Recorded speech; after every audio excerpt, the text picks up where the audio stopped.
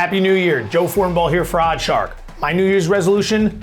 Win more bets. What kind of idiot who's in this racket doesn't set that as their New Year's resolution?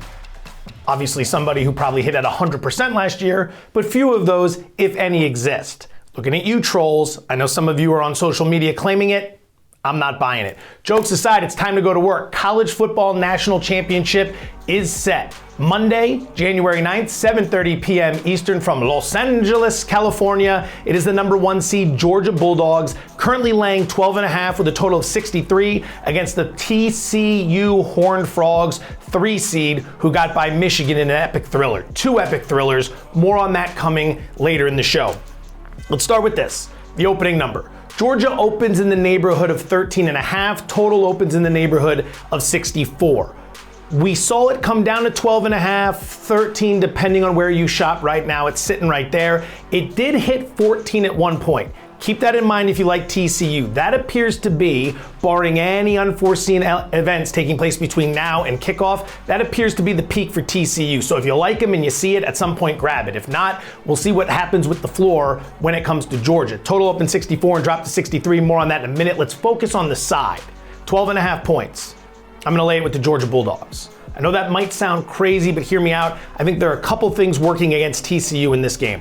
Look at the win over Michigan. How could you possibly replicate that a little over a week later? 2 pick sixes. You held Michigan to a combined 3 of 15 on 3rd and 4th down. Roman Wilson, the Michigan wide receiver, the catch at the 1-yard line that should have been ruled a touchdown, isn't. They spot it at the 1, and then Michigan fumbles the ball away on the very next play. And oh, by the way, that opening drive for Michigan, 4th down on the goal line, they go for it. The Philly prop special, they blow it. TCU got Michigan away from who they are, which is a power football team. Smash it down your throat.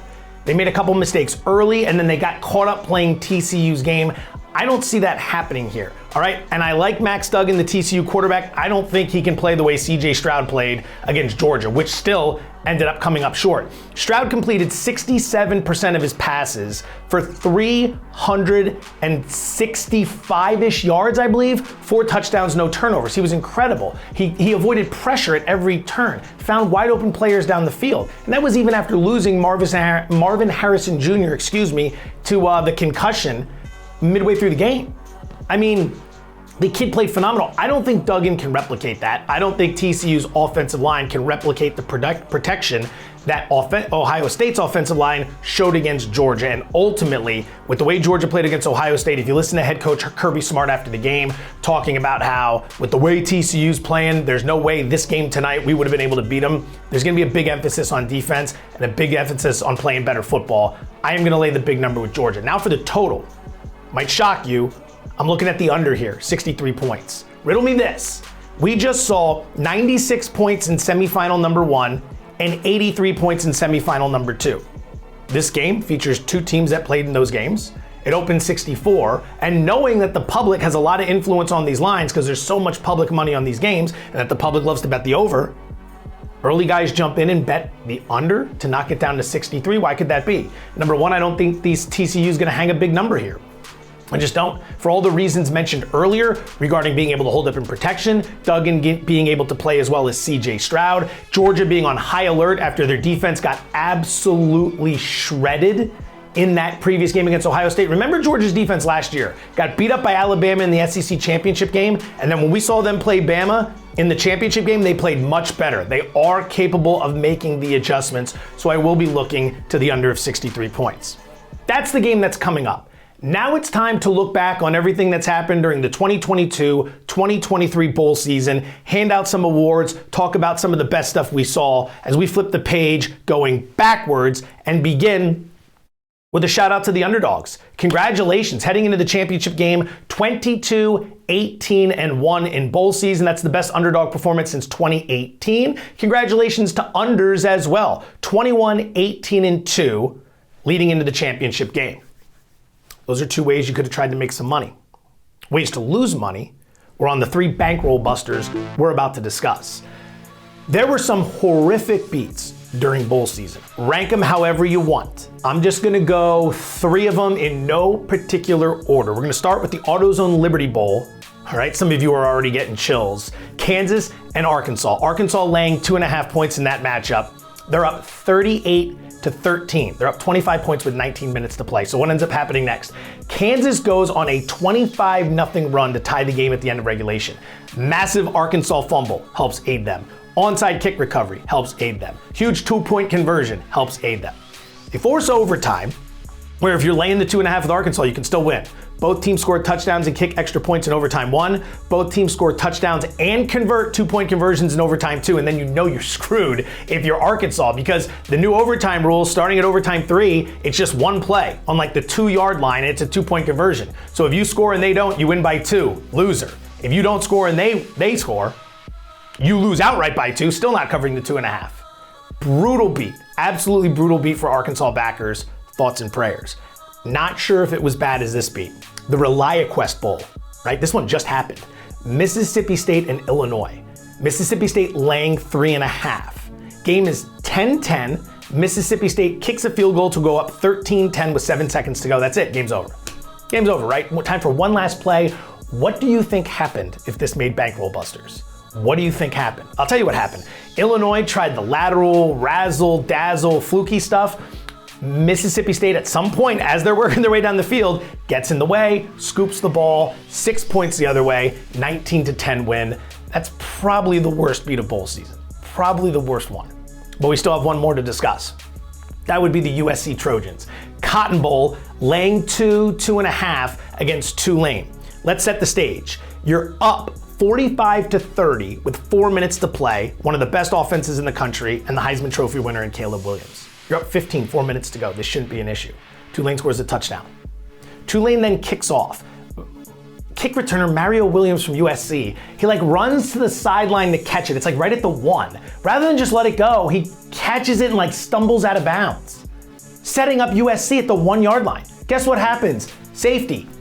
So now you're only trailing by 6, and you're getting the ball back. At which point you drive right down the field, score a touchdown, kick the extra point against one of the worst defenses in the country, and you beat USC by a point. 3 absolutely brutal beats if you had USC, Illinois, or Arkansas. I know some of you watching probably had all 3. Thoughts and prayers. You might want to take 2023 off. For those of you who had all 3, you might want to take 2023 off. That might be the end of your luck for the rest of your life. Those are the Bankroll busters. Let's hand out some awards. The best play of bowl season. You can argue this a million different ways. I'm going with Georgia head coach Kirby Smart in the Peach Bowl. The timeout, the crucial timeout he called to save the game and the national championship hopes against Ohio State. For those who may be unfamiliar, Ohio State is up 11 points, which is 2 scores, with about 9 minutes to play in the game. They've owned this game the whole way. It's 4th and 1 on their own 34. Ohio State head coach Ryan Day sends the punt team out. All right? Kirby Smart, Georgia head coach, watching this develop, he's moving up and down the sidelines, he's jumping around, he smells a rat. And right before Ohio State snaps the ball, a fractional second, Smart calls timeout. And it happens so late that Ohio State snaps the ball and runs the play. It was a fake, and Ohio State was gonna pick up the first down. They had him fooled. Smart's timeout forces Ohio State to reevaluate. They end up punting the ball. From that point forward, Georgia goes on a 15-3 run and wins the game. 15-3 run, and oh, by the way, after that punt, the very next play was a Georgia 76-yard touchdown pass. An unbelievable swing, an incredible read by Smart. I would not want to play poker against that guy. Huge timeout. That's the best play of bowl season. The wish I had bet more money on the following bowl game is our next award. We'll come up with a better name next year. Could it be anything other than the Citrus Bowl? LSU laying 15 against Purdue. How is that going to go any other way? So it opens LSU 9, it closes right around 15. That's what scared me. I wasn't on the initial move, so I come in for a little bit, maybe I missed the best of it, but look at this situation. Purdue head coach Brian Brom had left with a bunch of his staff to take the job at Louisville. All right, he left his brother behind to coach the game. His brother brings in Drew Brees to help him. Drew Brees. Drew Brees is a great quarterback. What is he going to do to get ready for a bowl game? Meanwhile, you're playing LSU, who won the SEC West. Oh, by the way, Brian Kelly probably wants to finish his first season strong, so you know they're coming out with motivation. So what ends up happening? LSU stomps them. Final score, 63-7. Nice minimum bet. As I'm watching this, I'm why did I not unload on this game? Everything was there. Oh, the line moved. The line moved too much. No, it didn't. No, it didn't. It's a 56-point victory. Line didn't move 56 points. So there's that one. But at least I came away a winner on that one. Final award of bowl season. The wish I had done literally anything other than bet this bowl game. Okay? Again, maybe we'll come up with a better name for next season, but it would be the Duke's Mayo Bowl. NC State laying 1.5 over Maryland. I had NC State. This game is very personal to me. Okay? This game was on Friday, December 30th. Now, I'm not complaining, I'm just laying context. Throughout the entire holiday season, I had a grand total of 2 days off, Christmas Day and Friday, December 30th. That was it. I worked every other day. So my goal was to wake up and bet bowl games all day long while watching them, eating way too many calories, drinking way too many beers. NC State was the first game of the day. I'm on NC State. You know why? I got it at Pick'em. It closed 1.5, closing line value, if that even matters. Not in this case, it didn't. And Dave Doran, the head coach at NC State, said, we're highly motivated to play this game. We want to win this game. Our bowl game last year got canceled. I think it was due to COVID or something. It doesn't even matter at this point. And we're going to go out and we're going to try to win this game. So great. Go get him, Doran. Here's what ends up happening. You lose the game 16-12 in a matchup where you kicked a field goal on 4th and 3 from the 9-yard line. You kicked another field goal on 4th and goal from the 2-yard line. And then you kicked another field goal on 4th and 4, from the 21-yard line. Why'd you even show up? Why'd you even show up? It's a bowl game. It's not a semifinal, which again would have been egregious, but that's it. It's the last game of the year. It's an exhibition. Let it all hang out. The hell are you doing? They even had another situation where it was like 4th and 8 late in the game from midfield. Oh, we'll punt. Good punt. They lose 16-12. It ruined the whole day. I had 2 days off. It ruined the whole day. If you were so motivated to play this game, you should have been motivated to go for it a little bit. Nice field goals, Doran.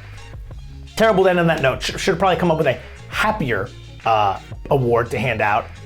How about this? Happy New Year, right? We'll start with that. Best of luck to all of you. Thanks for watching. We're gonna be rolling out a lot of stuff. We're gonna take a way too early look at the college football season for 2023, Heisman futures, college football futures. We're gonna do that next week. A lot of stuff rolling out for the NFL playoffs. Keep your eyes on OddsShark. Thank you for watching. Best of luck moving forward.